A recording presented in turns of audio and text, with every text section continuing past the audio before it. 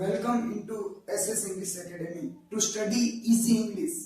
પછી તે competitive exam નું હોય કે સ્ટાન્ડર્ડ 9 to 12 નું હોય, ઇંગ્લિશ ઇઝીલી શીખવા માટે સામંત સોલંકી SS ઇંગ્લિશ નામની ચેનલ સબસ્ક્રાઇબ કરો અને ક્વોલિટી 480 યા તો 720 કરી અને સ્પષ્ટ રીતે દરેક વિડિયો જુઓ અને શીખો. આ તબક્કે આપણે ડિસ્ક્રાઇબિંગ ક્વોન્ટિટીઝ નો ટોપિક શીખી લઈએ. ડિસ્ક્રાઇબિંગ ક્વોન્ટિટીઝ એટલે પરિમાણ દર્શક. કોઈ કોમ્પિટિટિવ એક્ઝામ યા તો સ્ટાન્ડર્ડ 9 to 12 માં ખાસ કરીને ઓપ્શનલ પ્રશ્નોમાં આ તબક્કા પૂછે છે, આ મુદ્દા પૂછે છે.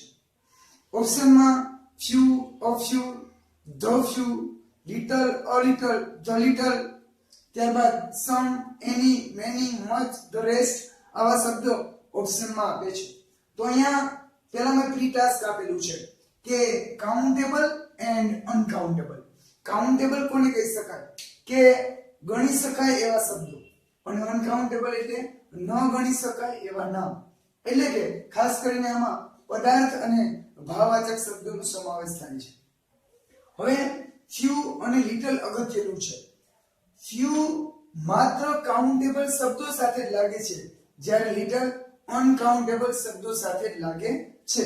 હવે ખાલી જગ્યા પછીનો શબ્દ જે છે એ ખાસ જોવાનો કે એને સંખ્યામાં ગણતરી કરી શકાતી હોય તો એમાં few લગાડવાનું, સંખ્યામાં ગણતરી ન કરી શકાતી હોય તો એમાં little લગાડવાનું. બરાબર. હવે વાત કરીએ કાઉન્ટેબલ શબ્દો છે. અહીંયા એક્ઝામ્પલ થોડાક દર્શાવ્યા કે બુક્સ ચોપડીઓ, ગર્લ્સ છોકરીઓ, માર્બલ્સ લખોટીઓ, ટ્રેક્ટર્સ ટ્રેક્ટરો, પેન્સ મિત્રો, થિંગ્સ વિચારો છે એમાં પણ થિંગ્સ એ પણ few આવશે. ડેઝ દિવસો, પીપલ લોકો. હવે વોટર પાણી, દૂધ દહીં, હની એટલે મધ ગણી શકાય નહીં. અને આ અદ્રશ્યમાન શબ્દો જે છે ખાસ કરીને ટાઈમ, નોલેજ. હવે ટાઈમ શબ્દ છે તો little આવશે, એક સમય બે સમય ન ગણી શકાય, પણ મિનિટ, કલાક અથવા સેકન્ડ હોય તો આપણે એને few માં લઈ લેશું. ક્લિયર એટલે ડર, ગોલ્ડ સોનું, વીટ ઘઉં, સુગર ખાંડ, હવા બંને પ્રકારની હવા, હોપ એટલે આશા અપેક્ષા, આ બધા શબ્દો.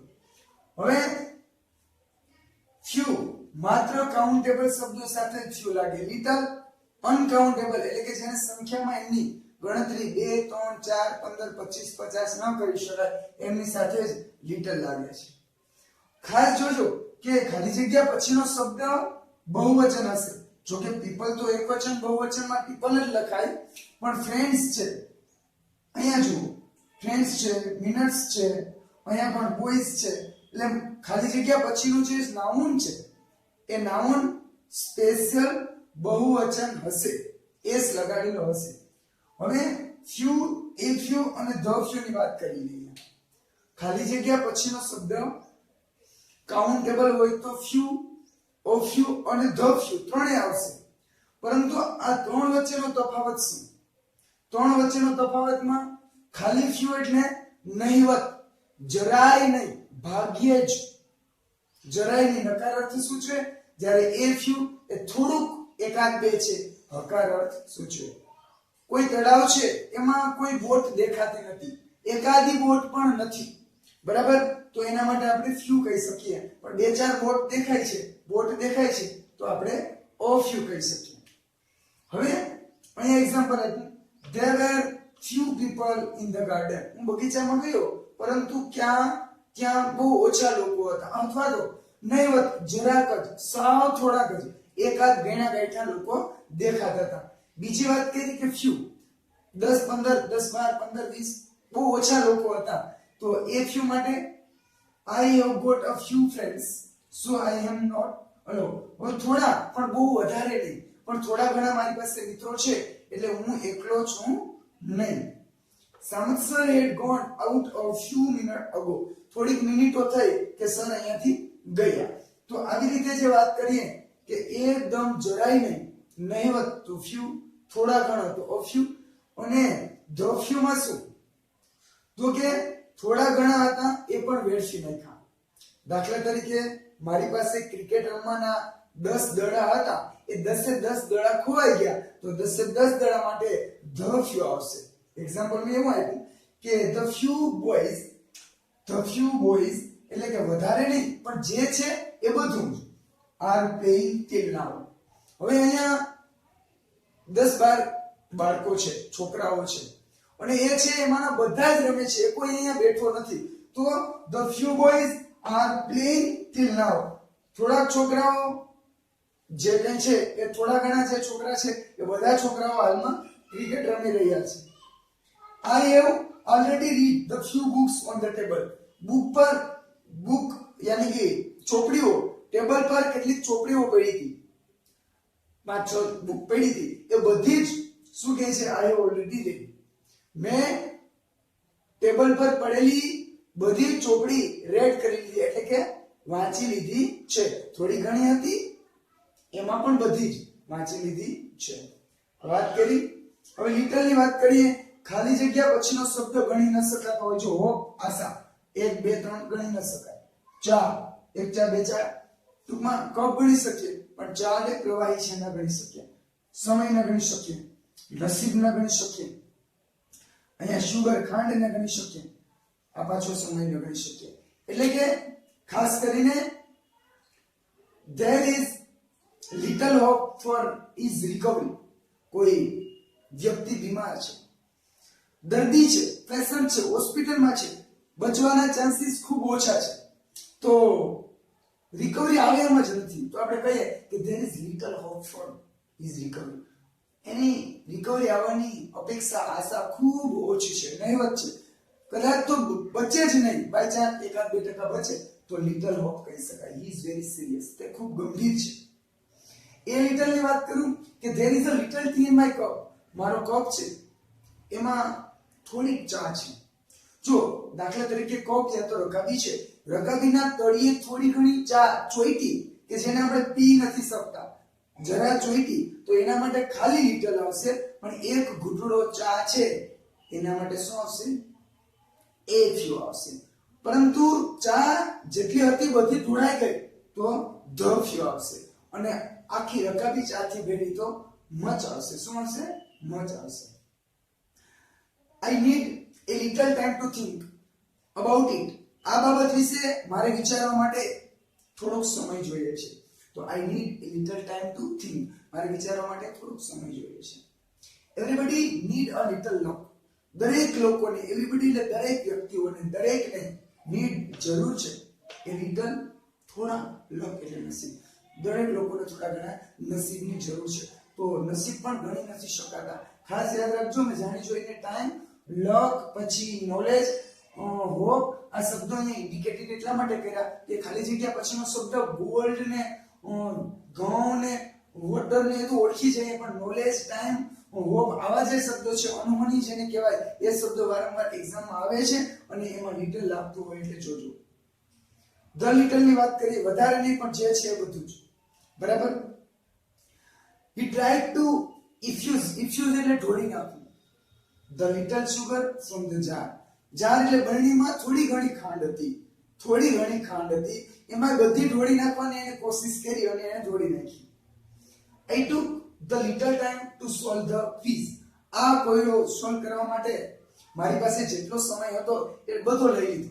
મારી પાસે 20-25 મિનિટ હતો સમય, પછી લેક્ચર જવાનું હતું. એક ક્વિઝ એવો આવ્યો કે એને સોલ્વ કરવા મારી પાસે એક તો માન થોડો ઘણો સમય હતો, તો બધો જ મેં વેડફી નાખ્યો. તો હવે જોઈએ ખાલી જગ્યા પછીનો શબ્દ ગણી શકાય એવો હોય તો few, o few કે the few. ખાલી જગ્યા પછીનો શબ્દ ન ગણી શકાય એવો હોય તો little, a little કે the little. બરાબર છે. ઓપ્શનમાં few little હશે, a few એ little હશે, the few the little હશે. આ બંને એકબીજાના ઓપ્શનમાં હશે અને સાથે સાથે હશે some, any, ત્યારબાદ many અથવા much. નેક્સ્ટ ડિપાર્ટ જોઈએ.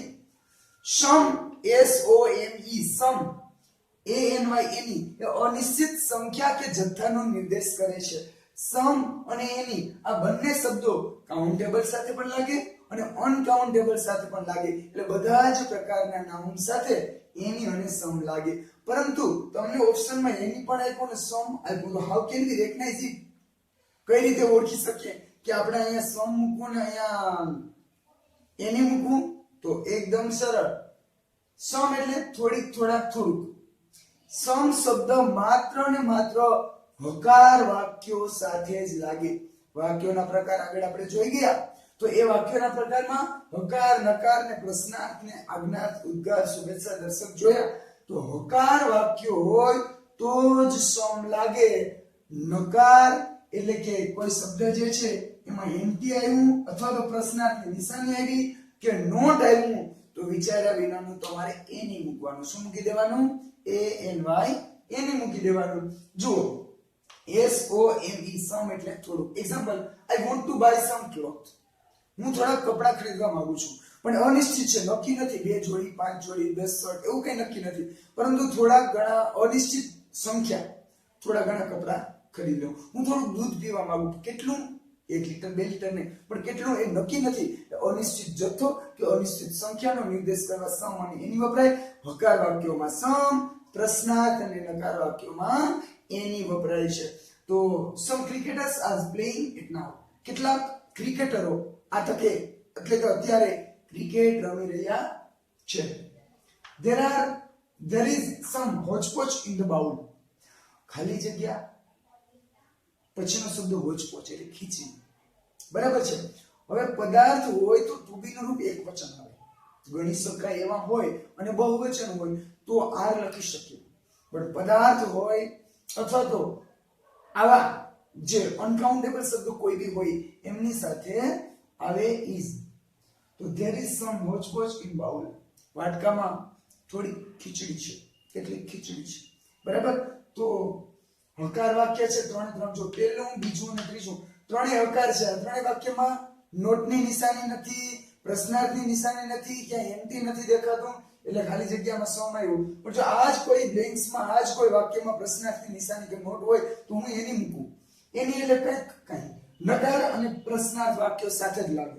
માત્ર નકાર એટલે કે નોટ વાળા અથવા તો ક્વેશ્ચન ટેગ હોય તો એન્ટી વાળા વાક્યો સાથે જ કે પ્રશ્નાર્થની નિશાની હોય એવા વાક્યો સાથે માત્ર એની લાગે છે. તો there is not any ice cream in the freeze. ફ્રીજમાં there is not any ice cream. જરાય પણ આઈસ્ક્રીમ છે નહીં. તો આઈસ્ક્રીમ અનકાઉન્ટેબલ છે, જ્યારે બ્રધર કાઉન્ટેબલ છે. તો બી આપણે અહીંયા શું કહીએ કે બંનેમાં લગાડી શકીએ. કાઉન્ટેબલ હોય કે અનકાઉન્ટેબલ હોય. there is not any ice cream in the freeze. ફ્રીજમાં જરાય થોડું કે આઈસ્ક્રીમ નથી. નકાર છે તો શું આવ્યું? એની. બરાબર. નોટ આવ્યો ને નકાર. હકાર હોત નોટ ન હોત તો શું આવે? સમ આવે. have you any brother? શું તારે એક ભાઈ છે? તો પ્રશ્નાર્થની નિશાની હોવાને લીધે એની લગાડ્યો. I don't know any leaders. હું એકે નેતાને જાણતો નથી. તો લીડર્સ જો અહીંયા ગણી શકાય એવું છે, છતાં પણ એની લગાડ્યું. એનું કારણ કઈ ડોન્ટ આવ્યું, એન્ટી વાળો શબ્દ આવ્યો. તો પ્રશ્નાર્થ નકાર હોય તો એની, હકાર હોય તો સમ. હકાર હોય તો સમ, પ્રશ્નાર્થ અને નકાર હોય તો એની. મેની એટલે ઘણા બધા. એની અને સમની વાત પૂરી કરી.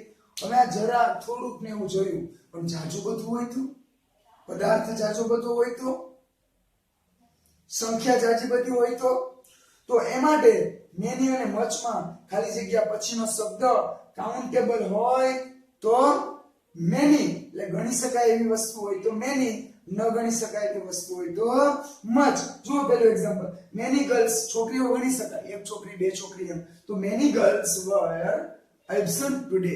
મેની ગર્લ્સ વર એબ્સન્ટ ટુડે. ઘણી બધી છોકરીઓ આજે એબ્સન્ટ હતી, ગેરહાજર હતી. એટલે મેની એવું અહીં ગણી શકાય. જ્યારે મચમાં કઢી એટલે કઢી. Much kadhi is wasted by me. ઘણી બધી કઢી મારા દ્વારા વેસ્ટ કરવામાં આવી છે, બગાડી નાખવામાં આવી છે. તો કઢી ગણી શકાય? એક કઢી બે કઢી ના ગણી શકાય. તો શું થાય? મચ લાગશે. બીજું એક અગત્યની વાત એ છે કે મચ અને મેની છે ને ભાઈ, ઘણા લગાડે કે આઈ હેવ મેની ફ્રેન્ડ. એવું ના બોલાય. I have lot of friend. એટલે મેની કે મચ શબ્દને કર્મના વિશેષણ તરીકે ઉપયોગ કરવામાં આવતો નથી. એને જો મેં અહીંયા મેની પેલું એક્ઝામ્પલ બંનેમાં જો મેની અને મચનું મેં કર્તાના વિશેષણ તરીકે ઉપયોગ કર્યો, કર્મના વિશેષણ તરીકે નહીં. જો કર્મના વિશેષણ તમારે એનો યુઝ કરવો હોય તો મેની હોય કે મચ, એને બદલે તમારે લોટ ઓફ અથવા તો અ લોટ ઓફ, લોટ્સ ઓફ અથવા તો અ લોટ ઓફ મૂકવું પડે. જુઓ, I have lots of friend, મારી પાસે ઘણા બધા મિત્રો છે અથવા મારે ઘણા મિત્રો છે. બાકી આપણે ઘણા મેની લખતા હોય. અને I have a lot of emotion for her, મારે તેની માટે ખૂબ જ લાગણી છે. ઘણા કહેતા હોય આઈ લવ યુ લોટ ઓફ કહેતા હોય ને, તો એ સાચું બોલે છે, પરફેક્ટ બોલે છે. તો મચ મેનીમાં મેની ગણી શકાય એવા કાઉન્ટેબલ સાથે, જ્યારે મચ ન ગણી શકાય એવા અનકાઉન્ટેબલ સાથે એને યુઝ કરવાનો હોય બેન્ચમાં. જ્યારે એ કર્તાના વિશેષણ તરીકે જ વાપરવાનું હોય છે, કર્મના વિશેષણ તરીકે એમને બદલે લોટ ઓફ અથવા લોટ્સ ઓફ વાપરવાનું હોય છે. અને અંતિમ ડિસ્ક્રાઇબિંગ ક્વોન્ટિટીઝ નો શબ્દ મેં અહીં ઇન્ડિકેટ કરેલો છે, ધ રેસ્ટ, એટલે બાકી બચેલું. બરાબર છે. જેમ કે મારી પાસે 500 રૂપિયા છે, અથવા એવું લખું કે મારી પાસે 500 રૂપિયા હતા, તો એના માટે હું અહીંયા એડ કરી દઈશ I had 500 rupees, મારી પાસે 500 રૂપિયા હતા. I expended, મેં ખર્ચ કરી નાખો. 300 from it, એમાંથી 300 રૂપિયા મેં ખર્ચ કર્યો. ખાલી જગ્યા એટલે એમાં શું આવશે? the rest. તો અહીંયા હું રાખીશ the rest. the rest